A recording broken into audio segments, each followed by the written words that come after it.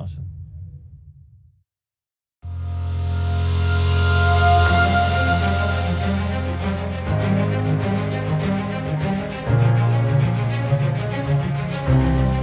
It's been a measured progression, not taking weeks or months, but decades to be able to even fathom the technology we have today.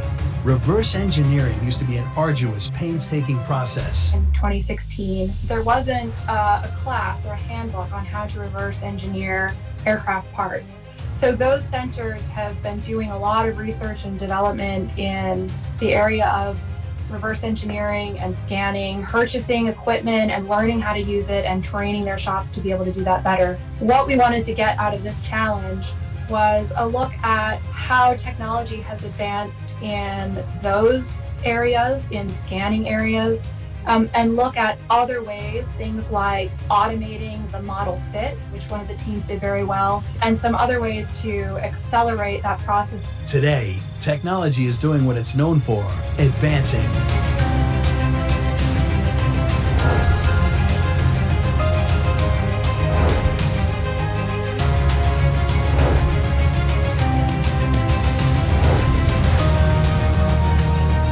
These 9 teams from all over the United States of America have 2 things in common. They're leaders in the field of revolutionary reverse engineering, and they have all received an identical box containing parts unknown.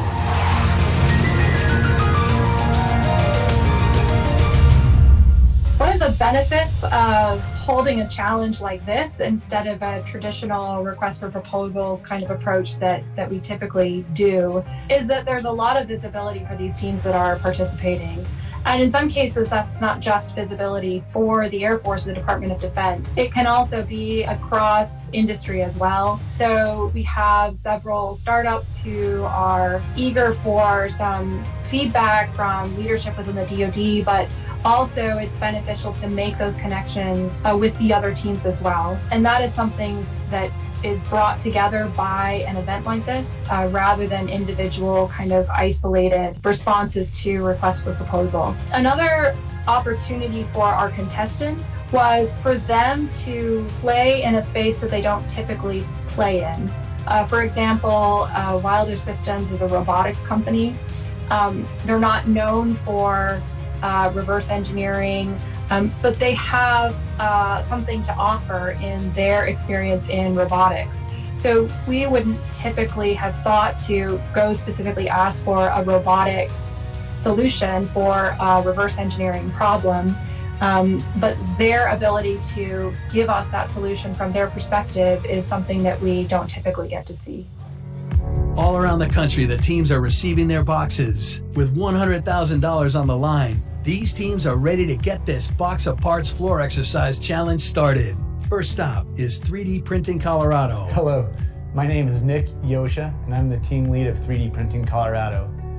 We are based out of the Denver metro area, and our team members include Nick Conklin, Davey Cano, Brody Austin, and Carter Rhodes. We do 3D printing and 3D scanning services. We also sell equipment and software for reverse engineering and 3D printing. I've grown up in the business. Rich Nyosha, the owner of the company, is my father, and the business was started in 1989, and I started rebuilding toner cartridges, and then we spun up 3D Printing Colorado, a second business, about 7 years ago. The whole team is fired up for this competition, but no one more than Nick Conklin.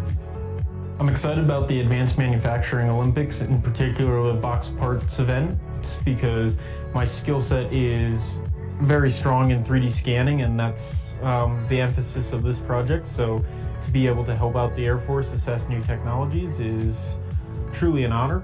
With the box delivered, 3D Printing Colorado formulates a game plan. Well, we'll probably start with the more difficult ones first, right, Nick? So the first couple that we do may take just a little bit longer to get scanned and then get up. Yeah, so we haven't opened the box yet to get a clear picture, but I think start with the harder parts, and then I'll keep you posted, Carter, once those get completed and up on Teams. Cool.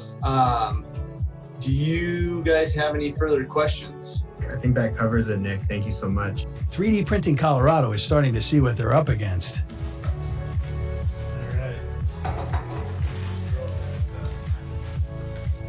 Oh, that's a big part.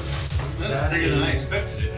That is part 8, the rear engine frame gas, and it's labeled as hard. As 3D Printing Colorado continues to unbox their parts, the team lead of a 3-man team out in Wichita, Kansas is about to do the same. Hi, I'm Jeswin Joseph Chankro-Manglam. I'm the team lead for Sustainers of the Galaxy with Wichita State University's National Institute for Aviation Research. I function as a program manager and a research manager for the Emerging Technologies and CAD/CAM series of labs. I've been with NIAR for about 15 years, and it's been an amazing journey to see NIAR grow into what it is today. Our hope is to win this challenge. This is Jeswin Joseph behind the camera, and we have Cody. Cody, say hello. Hello. And there's Chris Rempe. Let's see what's in this box. Christmas is here. Chris, you gotta look a little more excited than that. Sorry.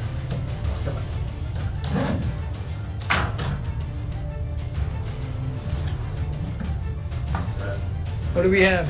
Big parts, small parts? Looks like a box of miscellaneous boxes, smaller boxes. Is there any candy in there?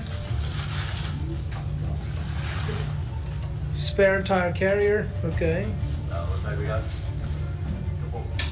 The specific parts that were chosen were really intended to allow the teams an opportunity to exercise the various technical capabilities of their submission and their technology. For example, the parts that had many blades on them are pretty difficult to scan. The blades fall into the other blade's shadows, and so they don't always show up. Some of the parts were a glossy finish, and those are harder to scan. So having a variety within the parts, some were really difficult, some were easy, opened up the opportunity for teams to really focus on what they were good at, so we could get a feel for each team's strengths and weaknesses. We have 2, 3, 4, 5, 6, 7, 8, 9, 10 parts total. 10 parts. As Team NIAR at Wichita State University examines their parts, the team leader makes a bold decision. We'll have to now decide which ones we want to go ahead and do the modeling on. What do you think, Chris? I'll take the small gear. Cody gets the rest? Correct.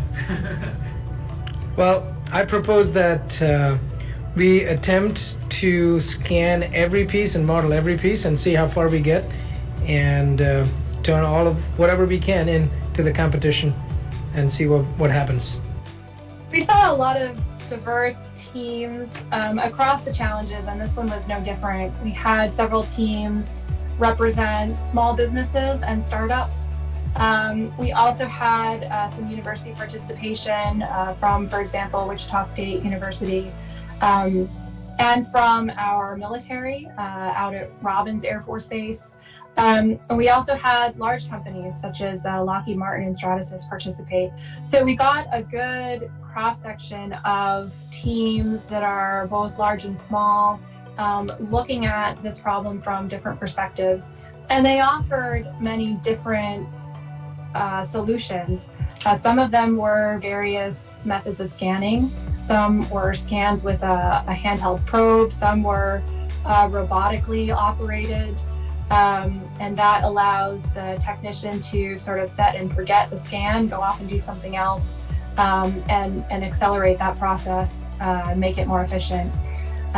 So we had a wide variety of both teams and solutions coming up with ways to do reverse engineering faster. In Austin, Texas, the Wilder Systems team is getting a game plan ready for scanning.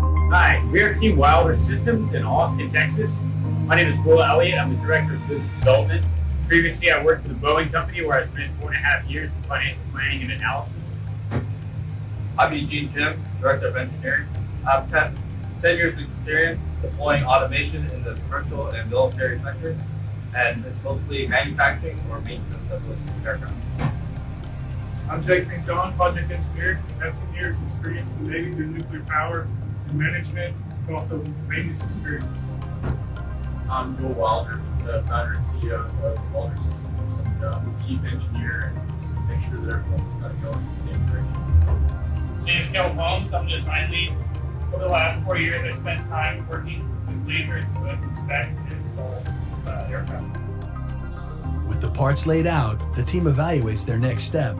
Now that we have assessed the difficulty of each part and which parts will be scanned by the robot or by hand, what we decide is to separate the scanning effort into three parts. The reason why is we want to scan these items with interest of time and difficulty. The first part here, which is these three parts in this corner, we'll scan by hand. We'll quickly scan it by hand and provide it to our engineers to reverse engineer, because it'll take some time to assess the model. These three parts will be the second scan, and it will be done by a robot. They're fairly easy to scan, but we want to utilize our robot to show that we can integrate our robot to effectively scan parts. These last four parts are our most difficult ones, and we'll turn to scanning by hand, and we'll do this later in the day. The reason why we'll do this at the end is because we have additional time to scrub out all the features and ensure that we have a solid scan data for us to reverse engineer. It's time to put their plan in motion. Wilder System begins the scanning process. Over at Aero Design, Darren Johnson is already well into scanning and moving on to part 4. Hi, my name is Darren Johnson. I'm getting ready to inspect item number 4 right here. I'm using PCDness and this beautiful hexagon scanner. I'm actually going to grab datum A and B, actually using the 3mm touch probe to extract the plane and the cylinder on it. But since the rubber will actually deflect if I actually try to use the 3mm touch probe, I'm actually going to scan it and then use the auto feature to actually extract points and create that circle. As Aero Design continues pushing forward scanning their parts, 3D Printing Colorado is also in the midst of scanning. But they have a secret weapon, a robot. When using the robot, we got to the facility where we did the filming, and we laid out a couple of parts out to see what part the robot would handle the best. And we had to kind of account for 3 pieces. We had to have the robot drive up, we had to have the robot be able to grab and flip the part, and we also had to have the scanner in play to be able to do scanning while it was automated. Team NIR at Wichita State University has moved into their lab and is making sure they want to stick to their plan.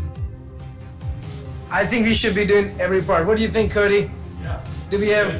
Are you in agreement? Mm-hmm. What about you, Chris? Of course. So we're gonna go ahead and just model each one of the parts. We'll scan each one of them and model each one to show basically a new additive part that we can sign from the scan data. All right, let's do this in lightning speed. Go, Sustainers of the Galaxy. Those teams are well on their way. This Box of Parts challenge is far from over.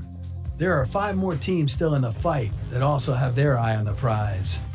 All of the teams are still scanning, trying to get to the next step in the process. The specific parts that were chosen were really intended to allow the teams an opportunity to exercise the various technical capabilities of their submission and their technology. For example, the parts that had many blades on them are pretty difficult to scan. The blades fall into the other blade's shadows, and so they don't always show up. Some of the parts were a glossy finish, and those are harder to scan. So having a variety within the parts, some were really difficult, some were easy, opened up the opportunity for teams to really focus on what they were good at, so we could get a feel for each team's strengths and weaknesses. The Relogic team in Huntsville, Alabama is calibrating their scanner. Hi, my name is Chandler Wicks. I'm 30 years old. I'm the CEO of Relogic Research. We're a small business located in Huntsville, Alabama, currently supporting the Department of Defense. We have a talented team of individuals with experience in optical metrology, reverse engineering, and automation. I started reverse engineering about 5 years ago with limited resources and manual processes, which makes this type of challenge even more exciting to bring the latest in optical metrology and reverse engineering technology to the table. Our goal for this challenge is to bridge the gap between what's currently available in industry and what RSO identifies as mission need. My name is Jose Samaniego. I'm 40 years old and I'm the metrology technical lead at Relogic Research. I have 10 years of experience in metrology and reverse engineering. My background is in composite manufacturing and integration. Currently, I'm responsible for the implementation of advanced metrology techniques and automation to improve manufacturing. Hey, my name's Nick Price. I'm with Relogic Research. I'm 28 years old, mechanical engineer. I've been in the field of 3D scanning and reverse engineering for 5 years. The Relogic team is knocking out the scanning as fast as they can. And scanning these parts is not as cut and dry as it seems. After taking a few scans with this, it's a little bit shinier than I'd like. So I'm going to just touch it up a little bit with this scanning spray.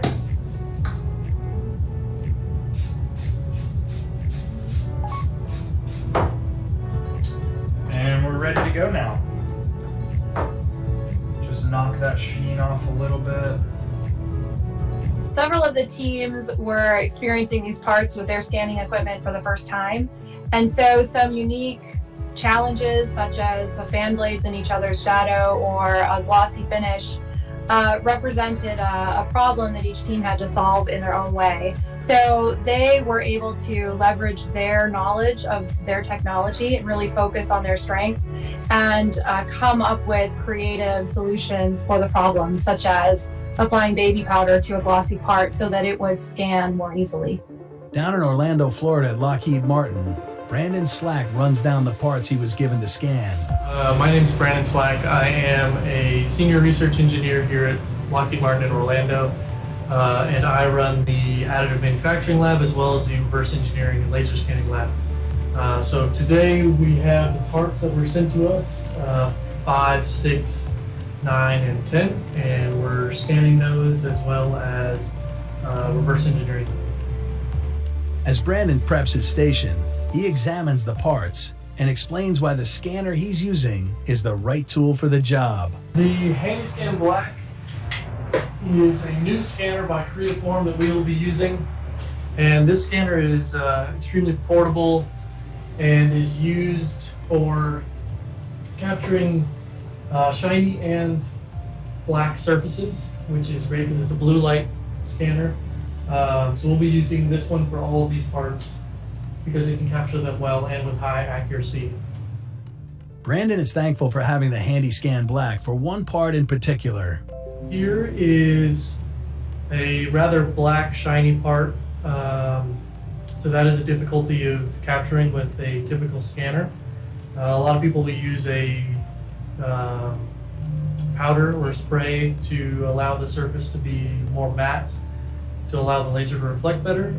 We have a HandyScan Black, so we won't need that, so that'll be okay, but that is the main challenge with this part, as well as capturing both sides and the thickness accurately.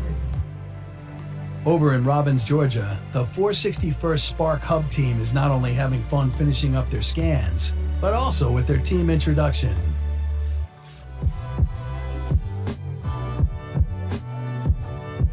This is Sergeant Argo with That 6.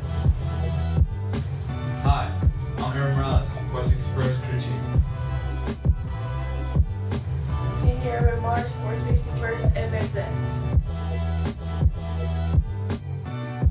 Sergeant Whalens with That 6. Lieutenant Aubrey Lancaster, 461st AMXS. To help organize their parts, the 461st Spark Hub team has named each and every one of them. And we decided to select all of the parts, just give us the best chance at getting good scans and then learning a little bit of modeling during the way. So to keep each part organized, we gave them a name. So like this is Blaine. All right, so Blaine, some of the problems with scanning Blaine, underneath here, the support trusses. The scanner has a tough time picking up. The next part we got here is Todd. Is what we named Todd. This part is shiny, and we did have problems trying to scan this. Our first scanner didn't do too well. We tried baby powder on it, and then dry shampoo. The dry shampoo actually did work out a little bit better, but even on the inside, these threaded portions are almost impossible to scan. So we're gonna have to build those in post-processing as well. Moving on to Bedford.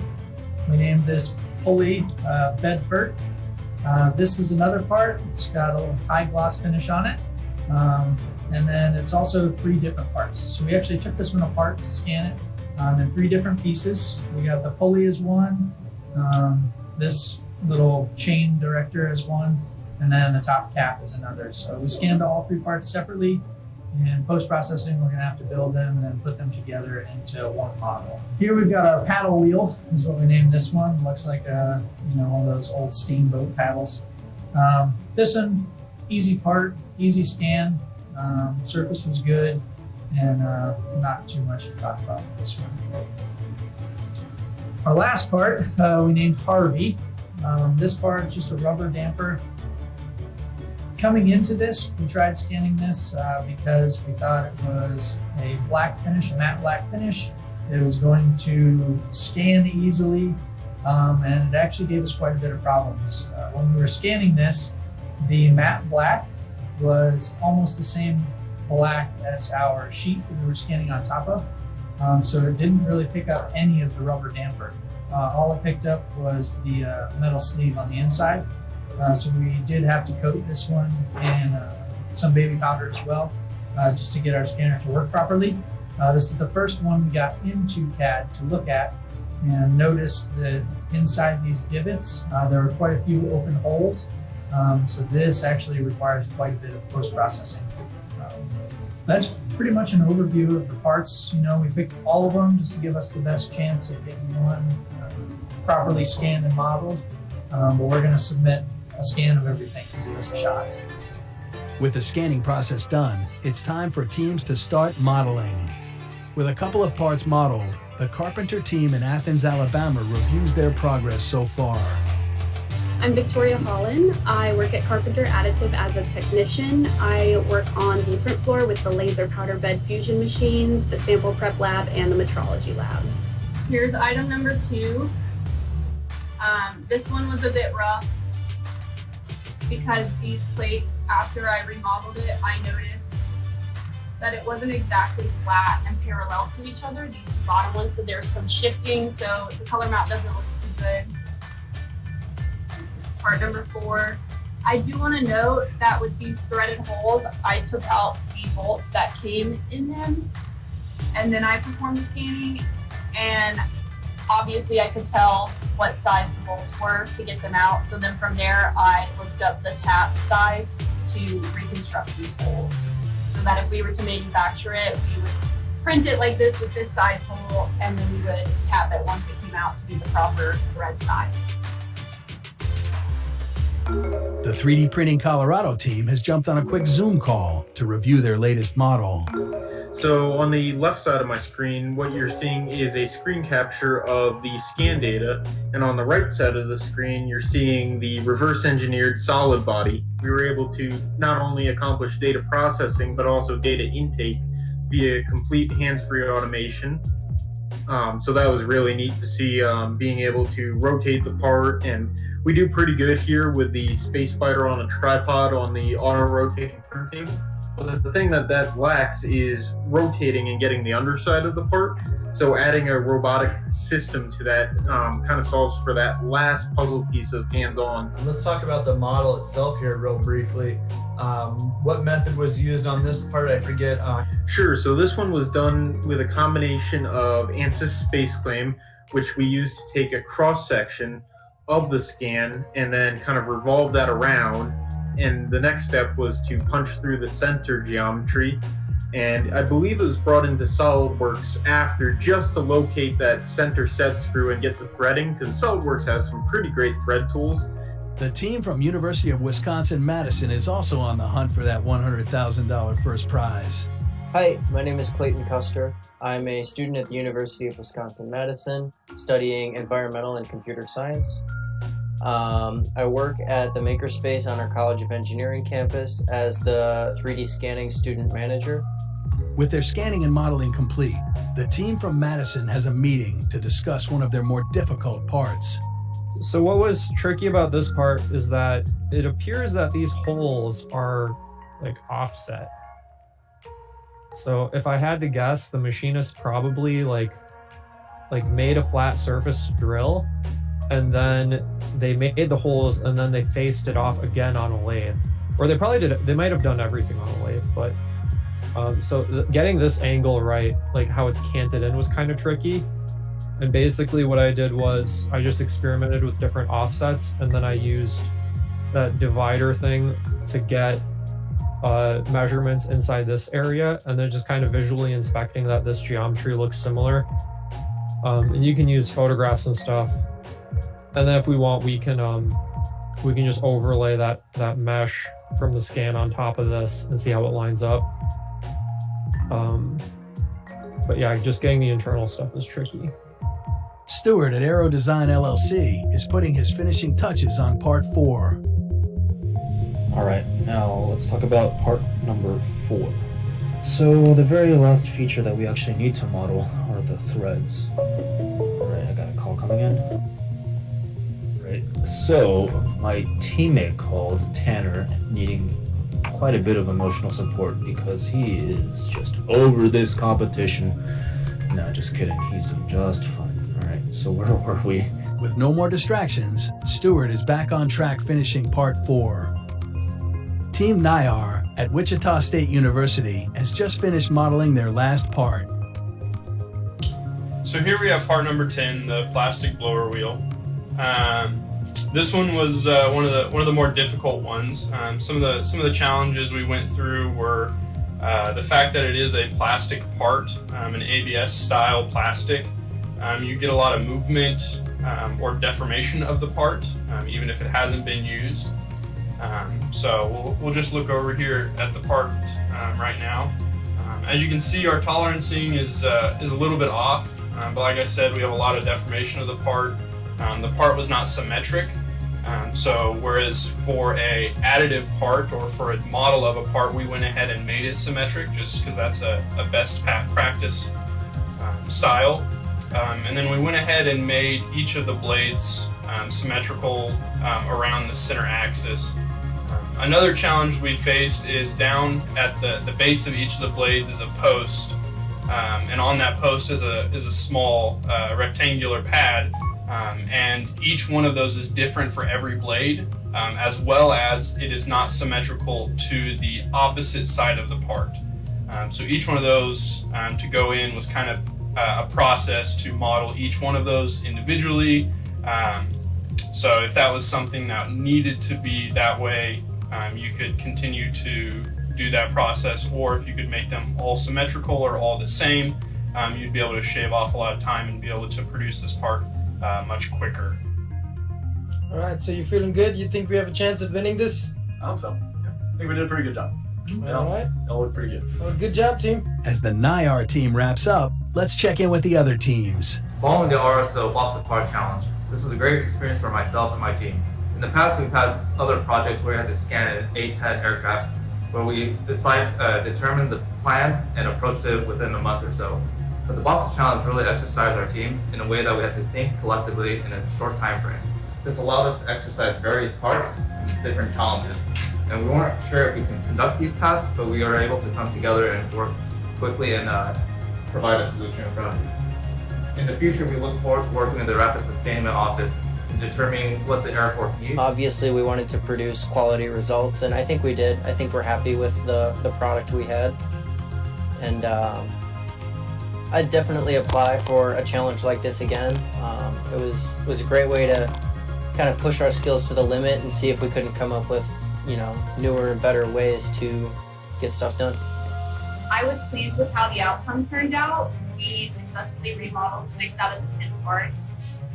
Although this challenge was challenging, it was also very exciting, and I really enjoyed doing it. I would definitely do something like this again. I've had some time to think about my overall experience with this reverse engineering competition, this AMO thing, and I would have to say this is definitely type 2 fun. Definitely glad it was over, but it was incredibly stressful, especially with the time constraint. In the future, I think it'd be nice if we all got together and talked about what the requirements actually were. There were several times where I had difficulty figuring out what exactly the judges would want, in the sense that the rules and regulations were pretty vague. That being said, I had a blast getting to use my engineering skills, engineering judgment, and I would definitely do this again. Yeah, I definitely think this. My expectations were met with this. I think, we expected going into it as being a reverse engineering kind of task, The only thing we thought was going to be different was we would have to produce a new part at the end of it. But at the end of the day, I think, we kind of went into it and we were excited about doing it, especially with the new the whole box of parts, with it being multiple parts. That was a surprise, and that kind of allowed it to be a little bit more of a unique task. We thought it was only be like one or two. So I definitely think it met expectations as a group and wanting to, show what we could do. We got to get the parts, which, like Aaron Marsh said, it was, didn't know what to expect, but I wasn't expecting those parts, And but getting to scan them, working with the 3D scanners, not something we do every day. That was awesome, being able to figure out how to come up with the best scan we could. And then importing it into CAD, which I think all of us thought was way easier than it actually is. The scans are not a perfect model like we initially thought.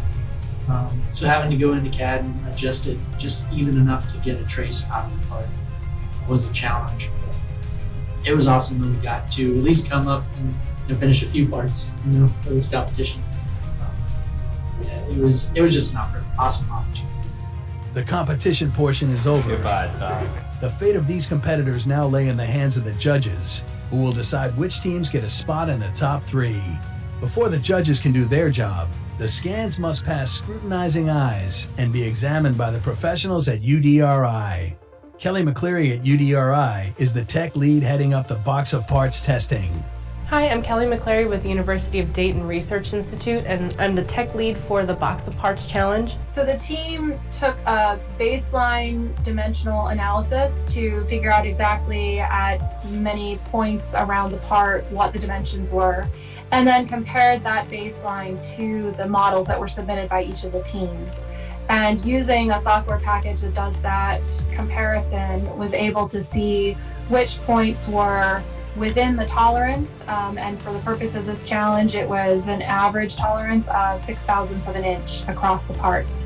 So that software allowed the team to compare the models submitted by the teams to the original baseline scan that was done before the parts were shipped out. Kelly sits down at her computer and gets busy screen capturing models. We're going to look at all of the parts that we sent out in the box of parts for the challenge.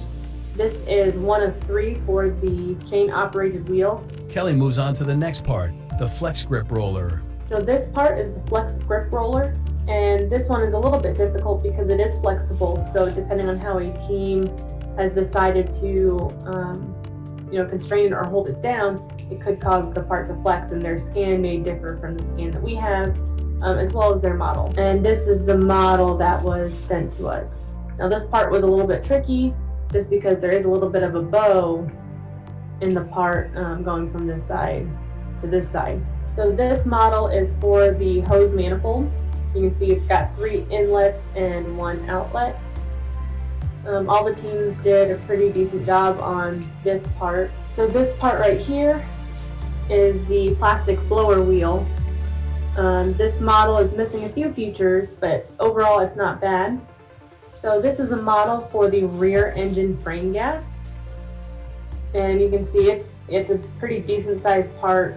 A little detail up under here with some ribbing, and a lot of the teams had a little bit of difficulty with this part. So this is another model that we were sent. This is the steel spur gear.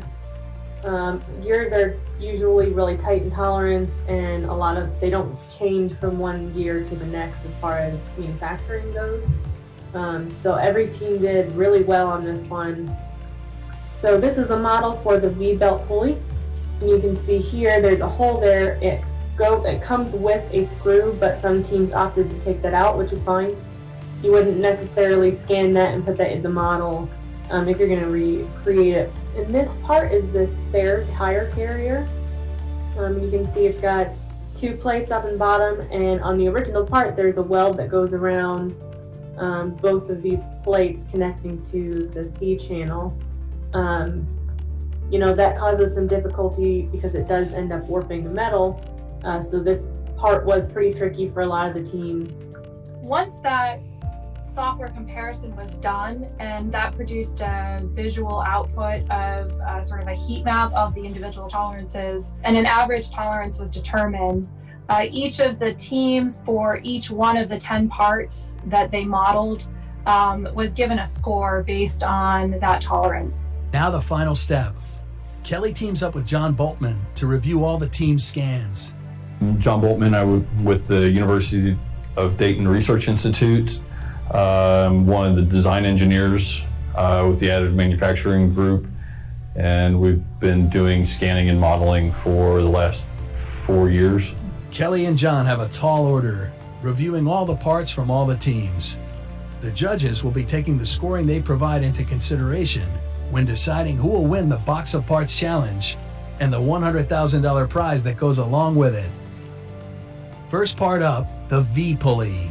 So that's not missing data, that's just some positioning targets. Yep. So if I had their scan, I should be able to model this part pretty easily. Yep. So yeah, 100%. Okay. So now we're gonna do the spare tire carrier. It'll open. Yeah. So this one's a little rough. I would have to go with the highest tolerance, the plus minus 50 thousandths on this one in order to model it. There's just not enough data. Not enough data. So now we'll go to the steel spur gear and see how close their model came to the scans. Well, they didn't get any of the top surface, and they did not get any of the outside edges. And because this is a gear, it's really important to be able to get all of that. Yeah. Otherwise, the scan looks really nice on level 1. Yeah. Okay. So now we've got the rear engine frame gas. Well, and this one I wasn't even able to get the data in plane A because of the way they modeled that surface. Right. There was not anything I could grab onto. So you'd go with level 3 on this one? Yep. Okay. And then I would also subtract the 5 points for missing features. And now we'll do the plastic blower wheel. So there's like... It's not a solid model. It's not. So the only section that is a solid model is that center section. The hub in the center here. So they'll miss out on quite a bit of points because while they have a mostly completed model in that first section, because you do have a lot of the there is, we can't count that because that's not the model like we asked for. Okay, so now we'll look at the hose manifold. So this one they did an excellent job on, and we have enough data that we could create the part with this or print the part with this. Yep. Well enough, so yeah, they'll get max points for this one. Okay, and the last for them is the flex grip roller. So yeah, this one they had a little bit of difficulty with again, and I think this one is because it is flexible. Depending on how they held it up or clamped it down or anything, it's going to change how the part scans. Okay, now we'll do the external cooling fan blade, which is that small one. This one? Oh, that's interesting. Okay, this one is a medium size, so we'll go 35 points for this. Now we've got, so this is the chain operated wheel, which has the 3-part report. Oh, they got the teeth. Yeah, so they got the teeth, but you can see they definitely did some of the surfacing in order to get as much of it in tolerance, which worked for the backside. Third one. Okay. Yeah. So a lot of them. You need all 3 of these. Okay. And now we'll do the small top bracket. So I mean, at least this one they got most of the data on that first range, so they should. And we'll be able to create the part with that. Yep. So I would give them 100 for this one. So this one, we've got enough of the data on that first one that we could create the part. So I think create the part with the first data set. Yep. Okay. Yep. So these will be. So they basically get 250 out of 300 on this one. Yeah. The scans have been reviewed and scrutinized. It's time to hand over the findings to the judges. Let's join Lily Arcuza, hosting the judges in a Zoom meeting. First of all, thank you very much for doing this, for going through all of the submissions and taking the time to really think about what these teams had to offer. doing an evaluation of everything that they turned in. It was not a small task, so I really appreciate taking the time out of your schedules to do this. I want to open it up to our panel. You all turned in your scores, and each of you had slightly different first, second, third place, actually. I was a little bit hard on everybody because I guess in my mind, I was looking for what the military was looking for, and that's anybody could pick it up and anybody could get a CAD model out of it. And like people that did well on the reverse engineering side knew their software. Like not everybody's going to step into that software and know it without, special training and lots of practice. In my mind, the robotics are cool, but to program a robot, it's not easy. I thought all the presentations were done very well, but what I was specifically looking for was not only what they were doing, but why they were doing it. And the end state that they were trying to achieve. We've got very mature teams out there that looks like they've been doing this a while. There's teams out there that are learning how to do it and being creative along the way. That really excited me with the students and their excitement and what they were doing. So, those are the leaders of the future in this technology at some point. At the end of the day, as the program manager for AM at headquarters TACOM, which is responsible for the combat fleet and the tactical fleet of the United States Army, was, can this technology be exported in the future to solve readiness problems? So I was kind of looking at that too, if that technology can be leveraged to solve readiness issues in the future. If that makes sense. Yeah, thank you. Thank you for that. Let me add on to that too, because as I was going through, I was taking notes on each video as I was watching it and looking for the connective tissue to the client. So, for example, Aero Design had a very strong focus on the USAS problem statement, and they discussed that.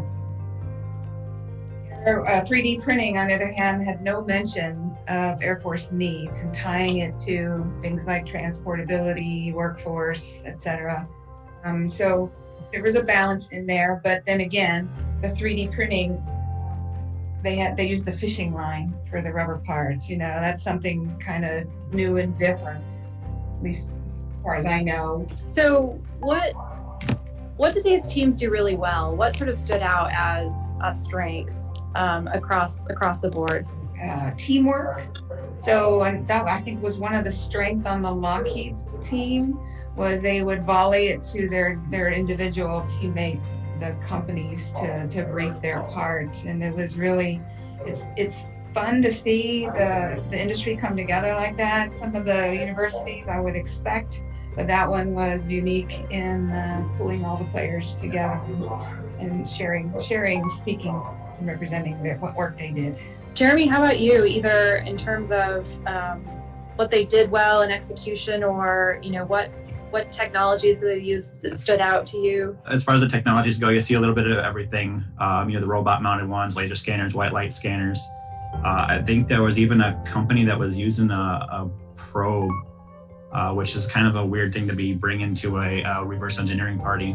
Kelly, I thought we might all be curious about how the technical score part went. Not necessarily what the scores were, but how did that testing go? How did those things turn out? And was there anything surprising in the efforts that you did? Yeah, actually a lot of the teams did most of the parts, but there's definitely some trickier pieces to it. Some teams completed an entire model and did great, and then other teams did most of the model but left some important parts out that if you want it to function, you need those pieces. So it was surprising that we had it go that route.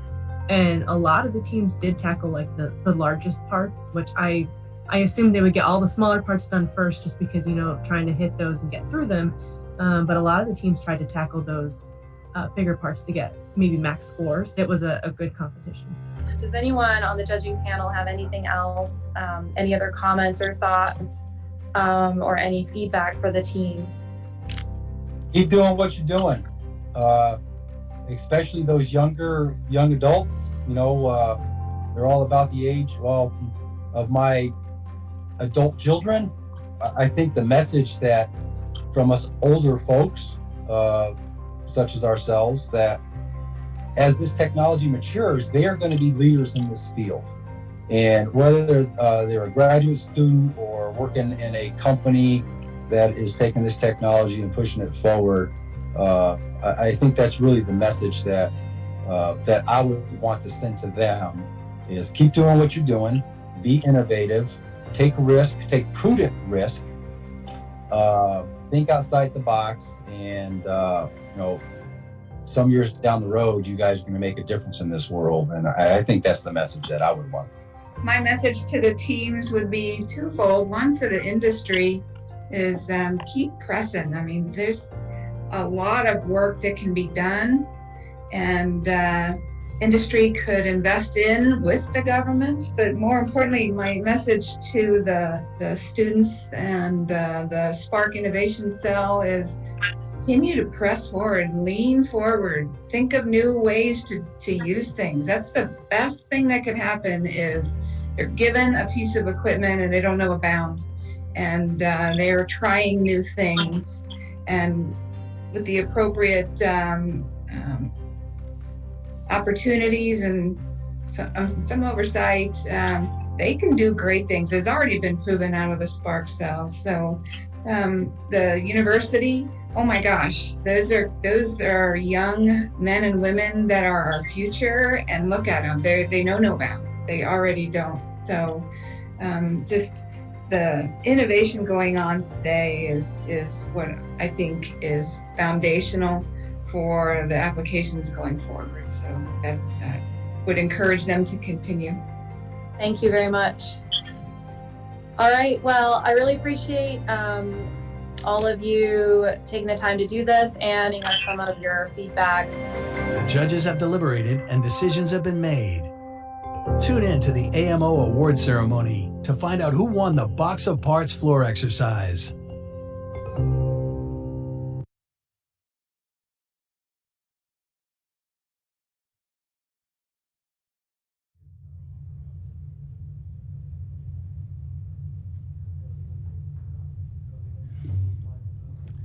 Take us out, Leland.